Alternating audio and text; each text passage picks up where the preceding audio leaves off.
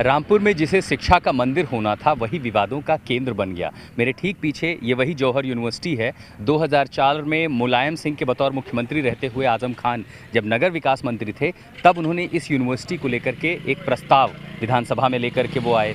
फिर जब ये यूनिवर्सिटी का निर्माण शुरू हुआ उसके बाद मायावती की सरकार आई और तब उसके एक दीवार को ढहा दिया गया।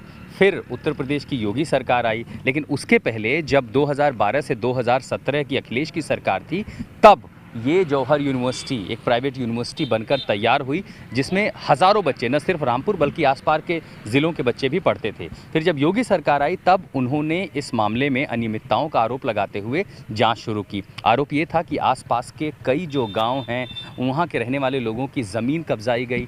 इस यूनिवर्सिटी में पुलिस की छापेमारी तक हुई। ये कहा गया कि कई जगह से जो स्टैचू हैं, किताबें हैं, उनको चोरी करके यहाँ रखा गया। यूनिवर्सिटी के आसपास रहने वाले लोग मानते हैं कि विश्वविद्यालय उनके बच्चों के लिए किसी सौगात से कम नहीं है।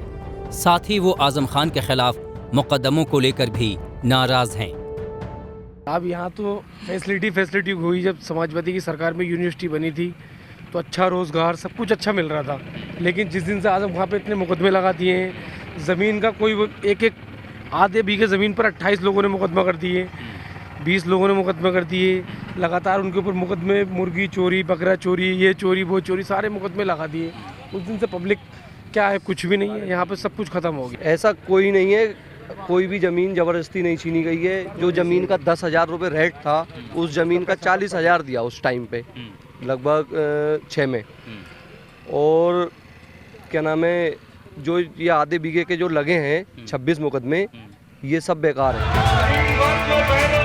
आजम खान के अलावा उनके बेटे अब्दुल्ला आजम के खिलाफ भी 2 पैन कार्ड रखने, 2 जन्म प्रमाण पत्र और 2 पासपोर्ट रखने के मामलों में जांच शुरू हुई। यूपी पुलिस की एफआईआर के बाद आजम खान ने 26 फरवरी 2019 को अदालत में जाकर सरेंडर कर दिया।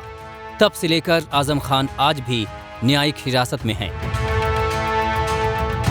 रामपुर के स्थानीय बीजेपी नेता आकाश सक्सेना भी शिकायतकर्ताओं में से एक है। उनका दावा है कि उन्होंने कथित जमीन घोटाले के कई मामलों का पर्दाफाश किया। उनके खिलाफ दायर मामले कागजों के आधार पर हैं, सियासी नहीं, जैसा कि अखिलेश यादव कहते हैं। आजम के ऊपर कोई भी मुकदमा राजनीतिक है, ये बिल्कुल गलत है। आजम पे एक भी मुकदमा ऐसा नहीं है जो पेपर एविडेंस के आधार पे नहीं हो। सारे मुकदमे जितने भी हैं वो पेपर एविडेंस के आधार पे हैं, चाहे वो जन्म प्रमाण पत्र का मामला रहा हो, पैन कार्ड का रहा हो, शत्रु संपत्ति का रहा हो, पासपोर्ट का रहा हो। बाकी एक भी मुकदमा अगर आप ये बता देंगे कि कोई मुकदमा राजनीतिक है तो मैं आपकी बात को मानने को तैयार हूँ। अब मैं ये पूछना चाहता हूँ कि चूंकि चुनाव की दहलीज पर खड़ा है सूबा, तो रामपुर के लिए आजम खान कितना बड़ा मसला बनेंगे? देखिए, आजम खान का आज की तारीख में नाम लेना मुझे नहीं लगता इतना महत्वपूर्ण है। एक आजम खान हुआ करते थे कभी रामपुर में, जो गरीबों की, दलितों की ज़मीनों पर जिन्होंने कब्जे किए थे। मुझे नहीं लगता कोई अब आजम खान का कोई नाम भी है। एक ये पुराना इतिहास था और वो इतिहास के पन्नों में दर्ज हो चुका है कि एक आजम खान नाम का एक व्यक्ति हुआ करता था। शहर के दूसरे पक्ष को भी लगता है कि आजम खान रामपुर के लिए अब मुद्दा नहीं रहे। आजम खान से उन्हें एक नहीं कई शिकायतें हैं। भाई साहब, जैसे को तैसा, जो किया वो तो भुगतना ही पड़ता। ठीक है, शपथ शासन की बात कर लीजिए, हमारे रामपुर उसका जीता जागता उदाहरण है। जो युवा दूसरी पार्टी से जुड़ा, अपोजिशन को सपोर्ट किया, उसके ऊपर फर्जी मुकदमे लगा दिए या कोई भी मुकदमा लगा के उसे फर्जी फंसा दिया, तो ये किया कि विकास तो एक अलग नाम है। और कौन है आजम खान साहब? सुना था हाँ कोई होते थे, अब नाम सुना है हमने और कुछ नहीं है। बड़ा सुकून है रामपुर जिले के अंदर। और वो बेघर वाली बात में जो बता रहा था आपको कि उन्होंने लोगों को बेघर करा, घरों से निकलवाया। यूनिवर्सिटी जितनी जगह में बनी हुई है आज के टाइम में, पूरी यूनिवर्सिटी जिस कैंपस में बनी हुई है, पूरी यूनिवर्सिटी की ज़मीन जो है वो गवर्नमेंट की है और जो उनके नाम केवल 4 एकड़ ज़मीन है वो यूनिवर्सिटी के कैंपस से बाहर है। तो बेघर उन्होंने लोगों को करा, आज वो खुद बेघर हो गए। सियासत से इतर रामपुर चाकू और जरी की कारीगरी के लिए भी जाना जाता है। चाकू की धार कमजोर पड़ गई है तो जरी की चमक भी फीकी हो रही है। बॉलीवुड फिल्में किसी जमाने में रामपुरी चाकू के बिना अधूरी होती थी, लेकिन अब पुश्तैनी कुशल कारीगर इस पेशे से दूर हो रहे हैं और अपनी पीढ़ी इस सोच में है कि इसे आगे बढ़ाएं या नहीं। 80 के दशक में बॉलीवुड में जो फिल्में बनती थी अक्सर आपने उसमें सीन देखा होगा, जो विलन होता था वो अभिनेताओं को इस सबसे पावरफुल हथियार से डराया करता था, रामपुरी चाकू। रामपुर की ये पहचान रही है कई दशकों से। न जाने कितने परिवार इस पेशे से जुड़े रहे, इसी से रोजी रोटी कमाई, अपने परिवार को चलाया, बच्चों को पाला पोसा, पढ़ाया लिखाया। लेकिन ऐसा क्या हुआ कि धीरे धीरे अब इन चाकुओं की चमक, इनकी धार कम पड़ रही है, ये पेशा धीरे धीरे सिकुड़ रहा है और जो सालों से पुश्तैनी कारीगर रहे वो अपने बच्चों को ये कला नहीं देना चाहते। मर्डर में ये दिखा दिया रामपुरी चाकू। फिल्मों में बहुत दिखाया है। फिल्मों में तो दिखाते हैं कि सामने से लगाते हैं, पीछे को निकाल देते हैं, इतना फाड़ देते हैं। वो तो सब दिखावा है। मगर मेरे ज़िंदगी 40 साल में मैंने नहीं देखा कि रामपुरी चाकू से किसी का मर्डर हुआ हो। नावेद, आपके पिता ने जो गुण सीखा था, क्या आप उस परंपरा को, उस कला को आगे ले जाना चाहते हैं? जी बिल्कुल, कोशिश अभी से यही है कि अब हम सीखें, आगे लेके जाएं, क्योंकि अभी थोड़ा सा काम बढ़ रहा है थोड़ा, लेकिन उतना नहीं है जैसे अभी बहुत ज़्यादा शौक हो के हम करें और आगे भी हमें औरों को भी क्या आप जैसे युवाओं के लिए आपकी परंपरागत कला रोजगार का, आप उसे रोजगार के तौर पर देखते हैं कि ये इससे आपकी रोजी रोटी चल जाएगी? बिल्कुल चल सकती है इंशाल्लाह, अगर ये नॉर्मली बिकेगा। अभी तो कहीं पर भी सामने से किसी को दिखाओ तो वो सबसे पहले डर जाता है उसको देख के कि ये तो रामपुरी है, इससे तो मर्डर होते हैं, जैसा पापा ने कहा। लेकिन अगर यही चीज़ अगर लीगल हो जाए, अभी भी हम लोग थोड़ा बहुत सेल करते हैं तो वो ये कहता है सर ये लीगल भी है, रख सकते हैं, पुलिस तो नहीं पकड़ेगी। तो उसको बताना पड़ता है कि 6 इंच का ब्लेड लीगल है। आप यानी मांग बाजार में नहीं है इसकी। जी बिल्कुल नहीं है, वो डर रहा है रखते हुए। रामपुर में जरी का काम भी होता है।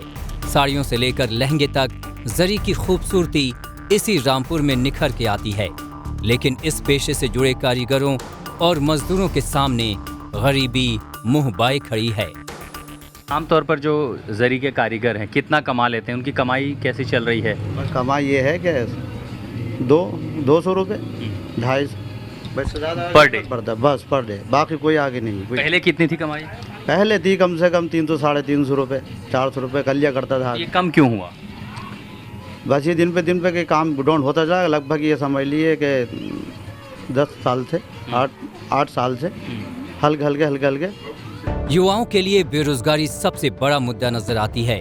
जौहर यूनिवर्सिटी को लेकर चाहे जितना विवाद हुआ हो, मगर रामपुर के लोग बेहतर शिक्षा को एक बड़ा चुनावी मुद्दा मानते हैं।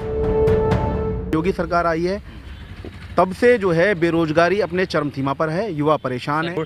आज भी देखिए हर जगह गड्ढे। और कहाँ शिक्षा की बात, सबसे बुरी शिक्षा समाजवादी सरकार में जो मंत्री ने एक यूनिवर्सिटी बनाई, आज उसी यूनिवर्सिटी को इन्होंने टारगेट बना रखा है। चुनाव में अब ज्यादा वक्त नहीं बचा है। नतीजे बताएंगे कि नवाबों के शहर ने इन्हीं मुद्दों को लेकर वोट दिया या फिर भावनात्मक मुद्दे हावी हो गए।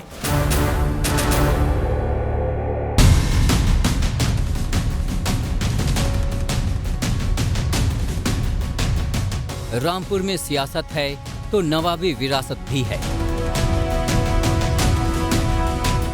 नवाब जुल्फ़कार अली खान खानदान के 12वें नवाब रज़ा अली खान के पोते नवाब काजिम अली खान आज भी अपने परिवार की विरासत को संभाले हुए हैं।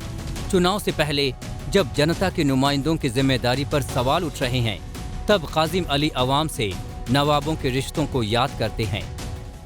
जो नवाब थे या जो रूलर्स थे वो एडमिनिस्ट्रेटर्स भी थे अच्छे, और उनकी जिम्मेदारी थी उनके लोग। रियासत से चुनावी सियासत का सफर तय कर चुका रामपुर अब विकास और रोजगार की उम्मीद रखता है। 2022 में यहाँ के लोगों के लिए कद्दावर नेता से कहीं ज्यादा उनके अपने मुद्दे हैं।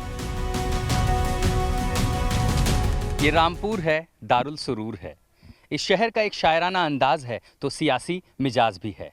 लखनऊ के बाद ये शहर सत्ता का केंद्र रहा, लेकिन अब विवादों के साये में है। लेकिन इन सब के बीच यहाँ एक बड़ी आबादी है जिसके अपने ज़मीनी मसाइल हैं और ये शहर उसका समाधान चाहता है। फिलहाल चुनाव आज तक में मेरे यानी आशुतोष मिश्रा, सत्यारंजन और आमिर खान के साथ इतना ही। देश और दुनिया की दूसरी खबरों के लिए आप देखते रहिए आज तक।